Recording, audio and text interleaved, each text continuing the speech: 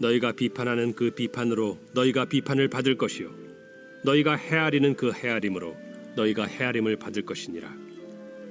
어찌하여 형제의 눈 속에 있는 티는 보고 내 눈 속에 있는 들보는 깨닫지 못하느냐? 보라, 내 눈 속에 들보가 있는데 어찌하여 형제에게 말하기를 나로 내 눈 속에 있는 티를 빼게 하라 하겠느냐? 외식하는 자여, 먼저 내 눈 속에서 들보를 빼어라. 그 후에야 밝히 보고 형제의 눈 속에서 티를 빼리라. 샬롬. 8월 9일 내 안에 선명한 들보. 신앙생활을 하면서 믿음이 자라고 영성이 깊어지면 자연스럽게 겸손의 모습이 드러납니다. 하나님의 크심을 깨닫고 나의 작음을 알게 되기 때문입니다. 그처럼 겸손한 사람은 모든 지혜와 판단이 하나님께 있음을 알기에 함부로 다른 이를 판단하거나 정죄하지 않습니다. 그런데 안타까운 사실은 이 시대를 살아가는 수많은 그리스도인들이 믿음의 열정도 있고 믿음의 성장과 영성의 깊어짐을 간절히 원하면서도 여전히 하나님 앞에 겸손하지 못하고 자신의 얕은 지혜와 판단으로 다른 이를 함부로 비판한다는 것입니다.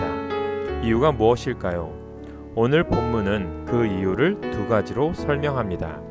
첫째는 비판이 가져오는 끔찍한 결과를 인지하지 못하기 때문입니다. 2절에 보면 너희가 비판하는 그 비판으로 너희가 비판을 받을 것이요 너희가 헤아리는 그 헤아림으로 너희가 헤아림을 받을 것이니라. 내가 다른 이를 비판하면 즉 말로 정죄하거나 법정에 고소하는 등의 일을 행하면 하나님께서도 똑같이 내 죄에 대해 비난하고 정죄하고 고소하여 죄에 대한 책임을 물으신다는 것입니다. 그러면 아마도 우리는 예수 그리스도의 대속의 피로 말미암은 칭의의 은혜를 누리지 못할 뿐 아니라 상상할 수 없는 죄의 형벌과 하나님의 심판을 맞게 될 것입니다. 둘째는 자기 자신을 정직하게 바라보지 못하기 때문입니다. 본문은 3절에 보면 어찌하여 형제의 눈 속에 있는 티는 보고 내 눈 속에 있는 들보는 깨닫지 못하느냐. 5절에 보면 또 외식하는 자여 먼저 내 눈 속에서 들보를 빼어라고 합니다. 다른 이의 잘못을 살피기 전에 나 자신의 잘못을 먼저 헤아려야 한다는 것입니다. 누군가를 비판하고자 한다면 흐릿하게 보이는 다른 이의 잘못을 꼬집기 전에 선명하게 보이는 자신의 잘못을 먼저 헤아리고 고쳐야 합니다.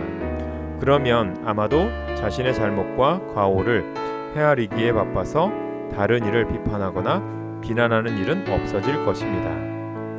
비난과 앞선 판단이 가져오는 끔찍한 결과를 늘 인지하고 날마다 자신의 잘못을 먼저 헤아리기 바랍니다.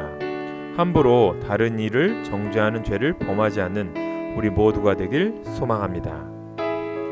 오늘의 기도 제목입니다. 남을 정죄하거나 판단하는 모습을 없애 주옵소서. 주님의 인도하심 따라 믿음으로 살게 하옵소서.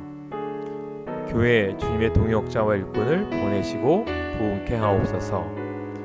질병으로 아파하는 영혼들을 치유하시고 회복시켜 주옵소서. 기도하겠습니다. 우리를 사랑하고 용서해 주시는 하나님, 다른 이들을 함부로 비판하지 않게 내 눈과 마음을 주장해 주옵소서. 날마다 나 자신의 잘못부터 들여다보고 깨달아 회개하게 하옵소서. 그래서 하나님 앞에서 겸손한 믿음의 자세를 잃지 않게 하옵소서. 예수님의 이름으로 기도합니다.